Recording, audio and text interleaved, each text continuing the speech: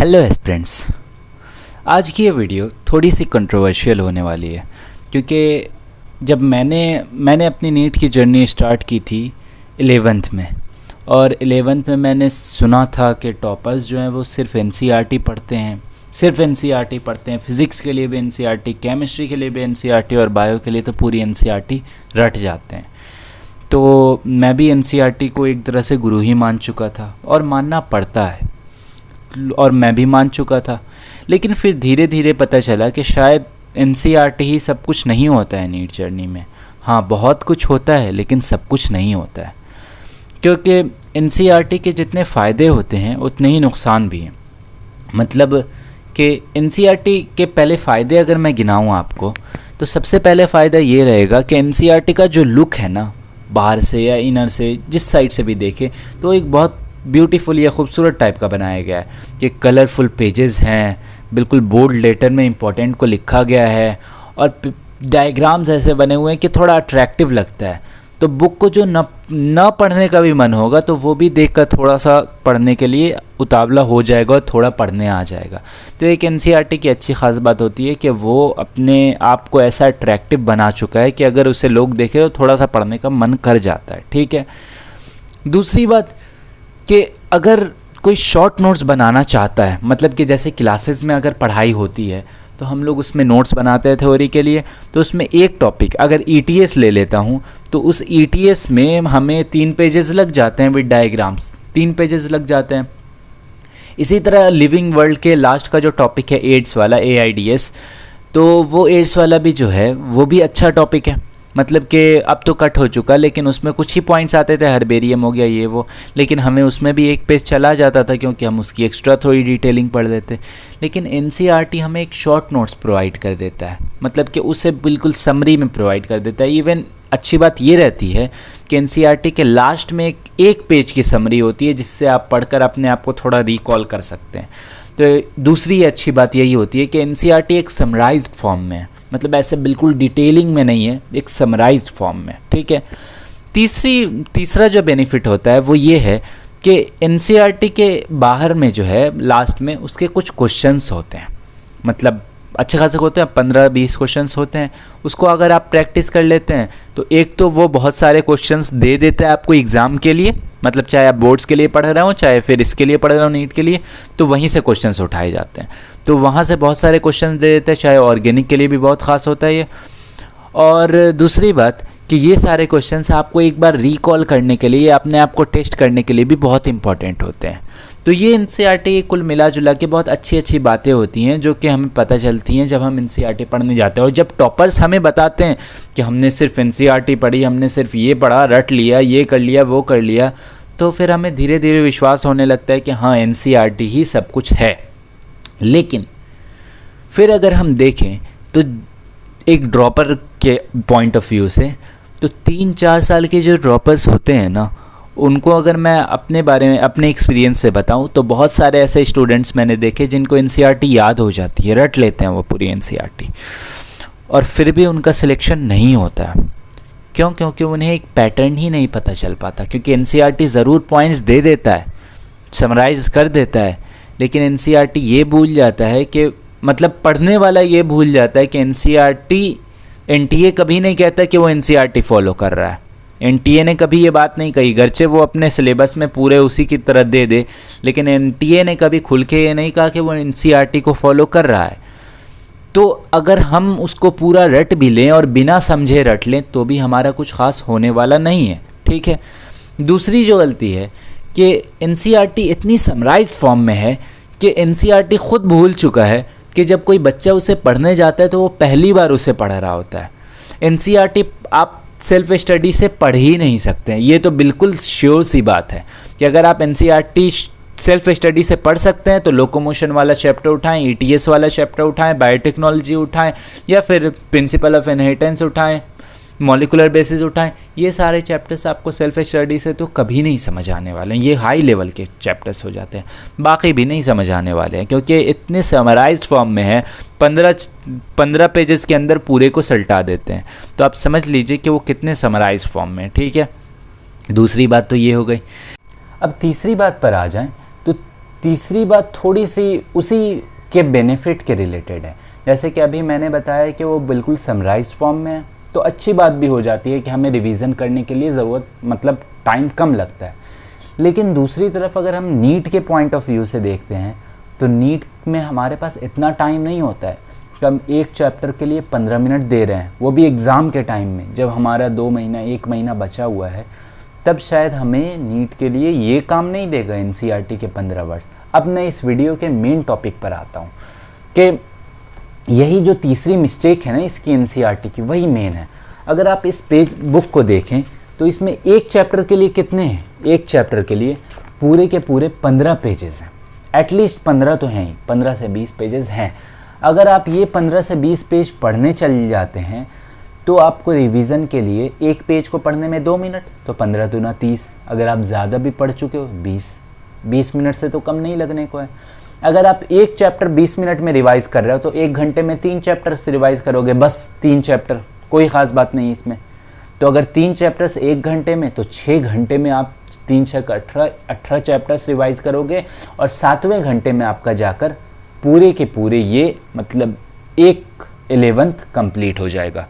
लेकिन यही अगर हम दूसरे पॉइंट ऑफ व्यू से देखें, शॉर्ट नोट्स के पॉइंट ऑफ व्यू से, तो हमें समझ आता है कि एनसीईआरटी में असलियत में क्या ख़राबी है नीट वालों के लिए। कि नीट वालों को ये नहीं चाहिए कि हर लाइन में बिल्कुल ढूंढते बैठें। नीट वालों को इम्पोर्टेंट चाहिए कि कहाँ से पूछता है नीट, और वो सारे पॉइंट्स को अगर कवर करना हो तो आपको शॉर्ट नोट्स बनाने पड़ेंगे। शॉर्ट नोट्स अगर मैं दिखाऊं तो लिविंग वर्ल्ड का, जैसे ये देखिए, cell the unit of life है, ये तो नहीं दिखेगा बट ये cell the unit of life का फर्स्ट पेज, ये सेकंड पेज और ये थर्ड पेज आधा।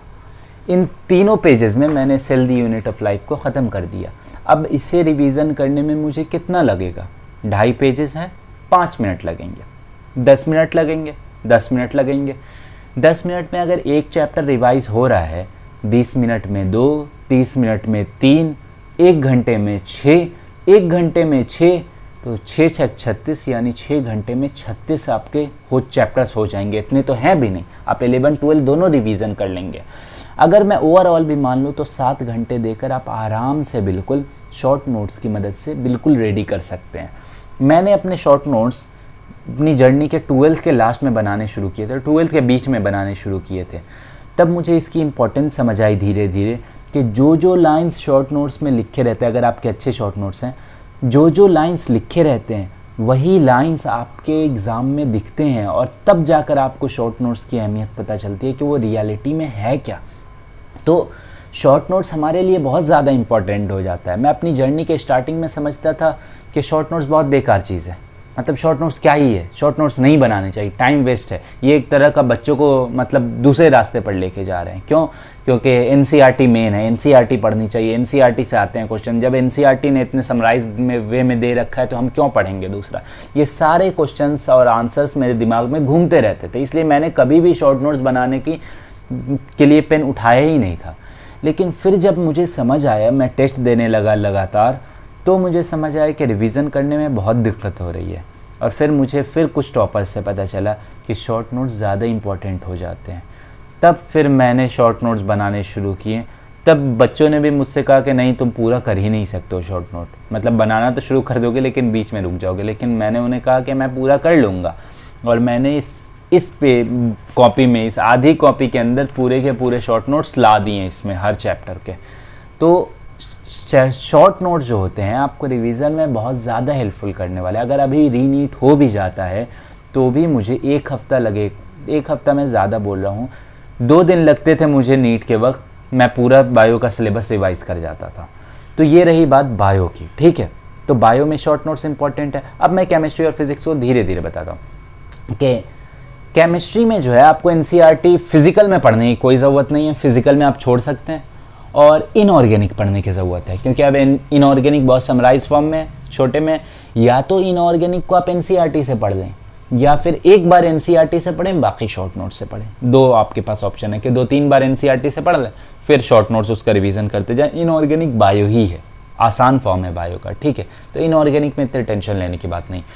ऑर्गेनिक की जहाँ तक बात रह जाती है, उसमें एनसीईआरटी पढ़नी पड़ेगी आपको, बहुत अच्छे से पढ़नी पड़ेगी, क्योंकि वो एक्सप्लेन्ड वे में भी है, क्वेश्चंस भी हैं, आंसर्स भी हैं, बहुत अच्छे से है। एनसीईआरटी ऑर्गेनिक की पढ़नी ही चाहिए आपको। इवन शॉर्ट नोट्स बनाने चाहिए आपको, बनाने चाहिए। मैंने बना रखे हैं, जीओसी के बना रखे हैं, हाइड्रोकार्बन्स के, हेलो एल्केन्स के, ये सब के बना रखे हैं। इवन रिवीजन भी मैंने उन्हीं सब से किया है सबसे। लेकिन स्टार्टिंग से आप जो पढ़ें ना, तो एनसीईआरटी बहुत हेल्पफुल होती है। जैसे बायो में हेल्पफुल है, वैसे ही इसमें भी हेल्पफुल है, ठीक है। तो केमिस्ट्री में, ऑर्गेनिक में आपको एनसीईआरटी से पूरी हेल्प लेनी है। बाकी फिजिकल और इनऑर्गेनिक जो है, उसमें आपको टीचर के कराए नोट्स, प्रैक्टिस क्वेश्चंस, उसी से काम हो जाता है, क्योंकि फिजिकल केमिस्ट्री एक तरह की फिजिक्स है, ठीक है। तो ये बात इसकी रहती है। अब आ जाते हैं फिजिक्स पे। तो फिजिक्स में थोड़ा मैटर ही अलग है। कुछ टॉपर्स बोलते हैं कि हमने फिजिक्स पूरा कर लिया था एनसीईआरटी से, हमने सारे क्वेश्चंस किए थे। तो मैं रियल में बताऊं अगर, तो मैंने खुद किए थे, मतलब मैंने खुद स्टार्ट किया था क्वेश्चन करना। लेकिन मुझे धीरे धीरे समझ आने लगा कि ये शायद जेईई एडवांस लेवल का जा रहा है। अगर आपको एडवांस लेवल तक जाना है तो आप जाएं इधर।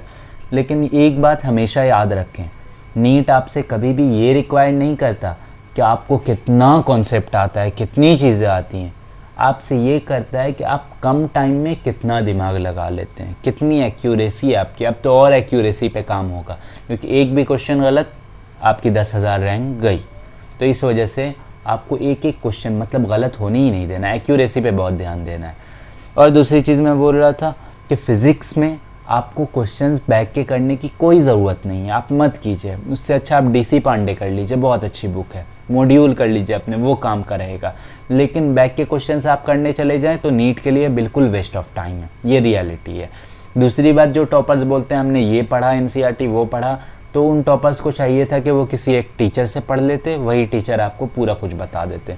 अब फिज़िक्स के इतने अच्छे अच्छे टीचर्स हैं, अगर आपके कोचिंग में आप वो देखें, मैं एग्जांपल के लिए ले रहा हूँ, एमआर सर हो गए, चाहे आयुध सर हो गए, या फिर और भी टीचर्स हैं, तो वो सारे टीचर्स क्या करते हैं, वही तो इंपॉर्टेंट पॉइंट्स ही तो बताते हैं एनसीईआरटी के, वही तो नोट्स बनवाते हैं। आप नोट्स पढ़ लें, उससे अच्छा क्वेश्चंस लगाएं, आपकी सारी चीज़ें कवर हो जाएंगी। ये बेफालतू की चीज़ है कि एनसीईआरटी को फिज़िक्स के लिए फोकस किया जा रहा है, इतना फिज़िकल केमिस्ट्री के लिए इतना फोकस किया जा रहा है, ये सब बेकार की चीज़ है। मैंने आज तक फिज़िक्स को देखा ही नहीं है, मतलब बस बुक पकड़ी होगी कि इधर से उधर रखना है, वरना मैंने कभी पढ़ा नहीं है। बस एक दो बार क्वेश्चन बनाया, उसके अलावा नहीं। फिज़िकल केमिस्ट्री भी मैंने बहुत कम टच की है, या फिर स्कूल में जब रीडिंग करवा रहे होते थे तब मैंने खोल ली थी, उसके अलावा नहीं। काम करेगा आपके लिए ऑर्गेनिक काम करेगा। पढ़ना होगा इनऑर्गेनिक पढ़ लीजिएगा, पढ़ना होगा बायो पढ़ लीजिएगा, बट फिज़िक्स और फिज़िकल केमिस्ट्री के लिए कभी भी एनसीईआरटी मत उठाइए। आप जाइए, अपने नोट्स को देखिए, प्रैक्टिस क्वेश्चंस कीजिए, काफ़ी है, वो बहुत ज़्यादा काफ़ी है। और बायो के लिए भी या किसी के लिए भी, जब आप इसके एनसीईआरटी पढ़ रहे हो, तो वो आखिरी के 3 महीने में बिल्कुल ना पढ़ें एनसीईआरटी। एक चैप्टर रिवीजन करने में आपको 15 पेजेस लग रहे हैं, 15 पेजेस यानी 20 मिनट 15 मिनट। लेकिन अगर आप वही शॉर्ट नोट से करते हैं, वो आपकी ज़बान पे आएगा और धीरे धीरे आपको याद हो जाएगा। इसलिए किसी अच्छे टीचर से, किसी अच्छी बुक से, या फिर अपने पूरे एक्सपीरियंस के साथ एक शॉर्ट नोट अच्छा बेहतरीन सा बनाएं। पिछले साल पीडब्ल्यू का माइंड मैप सीरीज़ आया था, मैंने उससे अपने सारे शॉर्ट नोट्स बनाए थे। आप भी उसी माइंड मैप को खोलिए और पूरे शॉर्ट नोट्स बना लीजिए उससे, या फिर मुझे कहिए, मैं ही अपने शॉर्ट नोट्स शेयर कर दूंगा। लेकिन आपको एक शॉर्ट नोट ज़रूर चाहिए, आपका चैप्टर होता जाए, शॉर्ट नोट्स बनाते जाएं। और अगर आप अपने ऊपर छोड़ दीजिएगा कि चैप्टर पढ़ाएंगे सर फिर मैं कर लूँगा, तो इतनी जल्दी आपको एक्सपीरियंस नहीं होने वाला कि कौन सा इंपॉर्टेंट पॉइंट है और कौन सा छोड़ना है। इसलिए थोड़ा सा दिमाग लगा के, शॉर्ट नोट्स का मतलब नहीं होता कि 1-2 पेजेस में आ जाए या 3 में आ जाए, हो सकता है 5 लग जाए। मेरे एनिमल किंगडम के 10-11 लग गए हैं पेजेस। तो शॉर्ट नोट्स का मतलब नहीं होता कि हमेशा 1 ही 2 में आए, ठीक है। आपके बढ़ जाते हैं पेजेस, कोई बात नहीं, टाइम देखा जाए कि 5 पेजेस करने में 1-1 मिनट पर पेज, कोई बात नहीं, 5 मिनट 10 मिनट बहुत सही है, कोई बात नहीं। आपकी ज़ुबान पर तो आए, एक बार आप प्रैक्टिस करते नहीं, वो टाइम कम होता जाएगा। इसलिए एनसीईआरटी को लास्ट के 3 मंथ्स में बिल्कुल नहीं फॉलो करना है। मेरी बुक्स घटते घटते घटते सिर्फ 2 कॉपी बच गई थी लास्ट में, एक केमिस्ट्री एंड फिजिक्स के शॉर्ट नोट्स, एक बायो के शॉर्ट नोट्स, बस यही 2 कॉपी बच गई थी। और टेस्ट सीरीज़ देता था मैं, बस और कुछ नहीं था। इसी सबसे मैंने 685 स्कोर कर लिया।